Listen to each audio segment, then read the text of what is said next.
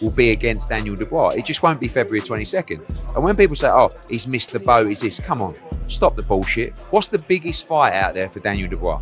Carl Froch, he's one of the hardest men I've ever met. I just think after round 5, 6, Daniel Dubois' chance goes. Chance to land something big and stay on him. So his chance is early. No matter how fit and strong you are and how much training you've done, after about 4 or 5 rounds you get flat-footed and you start... AJ, I'm ready for I was starting to wonder if there was a drug test problem.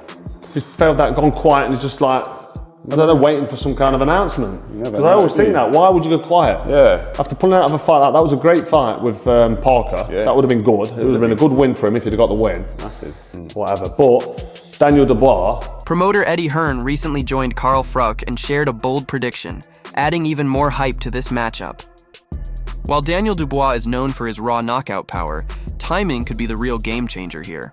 That's where Moses Itauma stands out.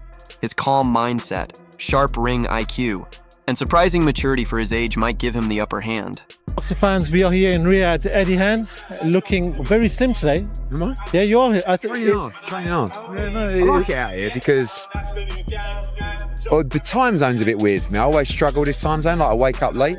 But I just feel like... Speaking of confidence, Moses himself explained why he believes his skill set is already world-class. His ring IQ, sharp footwork, and polished technique show just how highly he rates his own abilities, even comparing himself to the sport's elite. Unlike Dubois, who has shown cracks under pressure, Moses embraces challenges as chances to improve. That relentless hunger makes him an incredibly dangerous opponent. I know any heavyweight has enough force, has enough power, has enough pressure to cause damage to me. So that's why it's just the safest way to not get to. On the other side, Dubois is talking about fresh goals and big ambitions, but his history paints a different picture. He's often spoken about chasing titles, yet under the brightest lights he's struggled to deliver. Training hard is one thing, but showing true composure at the elite level is another. Against Moses, sheer confidence won't be enough. This fight will come down to skill and mental strength. A couple of things we've added, but on the fight night, you'll see if them come to fruition. Right now, it's the hard work, the grind in the gym, the everyday sort of work, and just keeping on top of it is what I'm doing right now. Johnny Nelson points out the cracks in Dubois' foundation, saying if you can't even take charge of your own training camp, how can you hope to control a fight at the elite level? That lack of leadership has shown up more than once. In contrast, Moses handles his career with a maturity far beyond his years. But when you get to elite level, you can't get away with it. I don't think Daniel has the capability, strength in regards to talking to his dad or standing up to his dad or standing up to that setup. I don't think he has the strength to do that, and which is why it will always hold him back. You've got to look. This is personal business, so I don't know the ins and outs of it. Caroline, she, as far as I know, she doesn't work with her dad. There must be a reason for that. Adam Smith offered a balanced perspective, pointing out exactly where Moses fits among the division's best. He admitted Moses isn't the finished product yet, but even now, he's good enough to beat most of the top names. While Dubois has faltered under big fight pressure, Moses keeps rising, and skill for skill, his ceiling looks far higher. When is he ready? I think he could beat most heavyweights in the world, with the exception possibly of Usyk and maybe Dubois, possibly AJ. Of the top 3 or 4, he's not ready for them yet. Could he beat them tomorrow? Possibly. Duke McKenzie explained why this matchup stands out. It's more than just 2 heavyweights meeting. It feels like a generational showdown. Younger fans see Moses as the future, while older fans remember Dubois as someone who's struggled when the pressure hits. That contrast in reputations raises the stakes even more. Get that right. However, the intrigue that surrounds this fight, I've got young kids in my gym that are going to be tuning into this fight. 3 generations are going to watch it, aren't they? That's what's great. To me, they're so excited about it. Adam. Frank Warren also weighed in on Dubois' future, suggesting big-name opponents could be next. But the reality is, Dubois has already been exposed at the world level. Pushing him back into the spotlight seems more like a rebuilding plan than genuine ambition. In contrast, Moses isn't looking to just compete, he's aiming to take over the division. You would like to make it, yeah, sorry. I'd like to, yeah. And we'll see, but he'll fight somebody in the top 10. And we've also got, coming back, Daniel, which would be... Dubois came forward saying this time will be different, but fans have heard that before. At the elite level, fighters don't transform overnight, and Dubois has often cracked when pressure peaks. No statement can erase that pattern. Moses, by contrast, proves his growth inside the ring. His calm presence, natural skill, and drive to improve make him the more reliable choice. While Dubois talks about change, Moses already carries himself like a complete fighter, showing maturity beyond his years. Fans are done with promises. They want results. And when the bell rings, Moses looks far more likely to deliver. I'm pissed off as well, but shit happens and it's one of them things. Suspicious. Talking about the Usyk fight already. Do you have a response to Team Parker, Daniel? Yeah, that was none of my plans. My plan was to go out there and stop his fight at Parker. Go through him. So, there was no plan behind this. This just happened, and if he wants proof and everything, go and ask the border control doctor that came and saw me. But everyone talking, I just want to silence all of that, but I'm just ready to go now. I want to fight everyone. This is where Moses Itauma's honesty stands out. While Dubois often hides behind excuses, Moses openly admits he hasn't yet been tested in deep waters during the later rounds. That's not weakness, that's maturity. He confidently rates his skill set, even suggesting it could surpass some of the best, yet still acknowledges where he must grow. That balance of humility and belief makes him dangerous. Dubois keeps promising change, while Moses is actively chasing challenges to evolve. When a fighter embraces development like this, it shows a mindset built for greatness. And that's why Moses looks like the future, while Dubois feels stuck in the past. Just looking at fights to kind of get me into that later round, because I feel like with Usyk, I feel like I've got a better skill set than him, but I feel like towards the later rounds, he'll just outdo me, because I've never been in that sort of fight. Even Frank Warren couldn't avoid commenting on the confusion and politics surrounding these matchups. His words highlighted the chaos outside the ring that often overshadows Dubois' career. Legal disputes, boardroom issues, and endless excuses. It's become a constant circus. While Dubois' path is filled with setbacks and uncertainty, Moses' rise has been refreshingly straightforward, built on hard work, dedication, and results.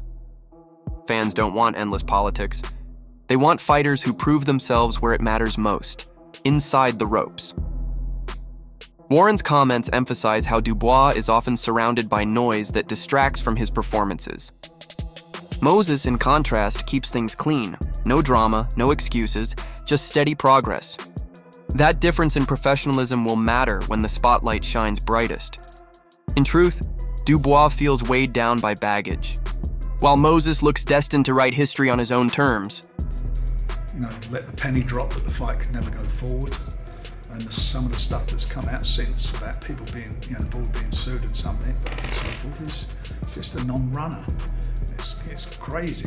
Adam Smith then broke down exactly why Moses is such a nightmare puzzle for heavyweights to solve. He described Moses perfectly. Quick feet, sharp distance control, and blistering speed that make him dangerous from every angle. If you throw, he counters. If you hesitate, he hunts you down. That kind of versatility is rare in modern heavyweights. In contrast, Dubois is one-dimensional, relying almost entirely on raw power. Once you take away his straight shots, he runs out of ideas. Moses, however, adapts. He forces mistakes, capitalizes on openings, and breaks opponents down methodically. This is why so many analysts believe he's destined for the very top. He doesn't just fight opponents, he solves them. Against someone like Dubois, who struggles under pressure, Moses' intelligence and footwork could turn the fight into a clinical showcase. Moses, his feet and his distance and his range is so good, and he's so quick that if you commit to the punches, you're going to get countered.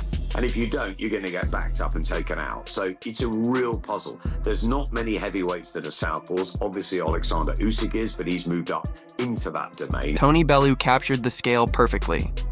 This fight has gripped the imagination of fans like no other. 3 generations are watching, and the hype is real. But let's be honest, it's not because of Dubois. He's been here before, and failed. The excitement comes from Moses, the fresh face, the prodigy everyone believes can become the next heavyweight superstar. Bellew even called it the biggest fight this country has ever seen. And much of that weight rests on Moses, who carries the hopes of the future. Dubois brings power, sure, but Moses brings skill, charisma, and an aura of inevitability. That's why fans aren't tuning in to see if Dubois redeems himself. They're watching to witness the rise of Moses. this fight's it's just gone took another toll. It's absolutely grabbed the public interest now to another level, hasn't it? This is quite simply the biggest fight this country's ever seen. And as emotions soared, things turned ugly when Dubois showed clear disrespect toward Moses. Here's the moment that really turned heads. Daniel Dubois outright disrespecting Moses Itauma. Instead of focusing on training, discipline, and proving himself in the ring, Dubois stooped to cheap shots and arrogance. It speaks volumes about where his mindset is. Disrespect is the language of insecurity, and Dubois has shown it time and again whenever he feels threatened. Moses, meanwhile, didn't need to trade insults. His poise and professionalism already sent a message. At just 19, he's displaying maturity beyond Dubois' years, and that's exactly why fans believe in him. When a fighter shows composure under disrespect, it's a sign of true confidence. Dubois might talk louder, but Moses is the one who will let his fists do the talking on fight night. And that difference, class versus chaos, could prove to be the decisive factor when these two finally meet. It wouldn't surprise me, but like I say, I don't see there's any harm in it. It didn't bring the sport into disrepute in any way. This is the show business world that we live in. There's the fight game and then there's the fight business. And from a business perspective, that's probably just sold another 1 million tickets worldwide for people to watch this fight. This fight is bigger than just Dubois versus Itauma. It's about the future of British heavyweight boxing. For Daniel Dubois, this is a do-or-die moment. Lose here, and his career as a genuine contender could collapse completely. He's already been labeled as mentally fragile, someone who cracks under fire. And if a 19-year-old Moses Itauma dismantles him, that reputation will stick forever. All of Dubois' talk about belts and redemption will mean nothing if he can't back it up when it counts. On the flip side, for Moses Itauma, this is the launch pad to superstardom. A win here against an established name would catapult him into the global conversation, proving that his youth, skill, and composure are more than enough to dismantle the old guard. He represents a new era, sharp, intelligent, and hungry. Dubois relies on power. Moses has power plus ring IQ plus the mentality of a champion in the making. The question is simple. Are we about to witness the rise of a new king? Or can Dubois finally silence the critics and shock us all? Drop your predictions below. Are you Team Moses, or do you believe Dubois pulls off the upset?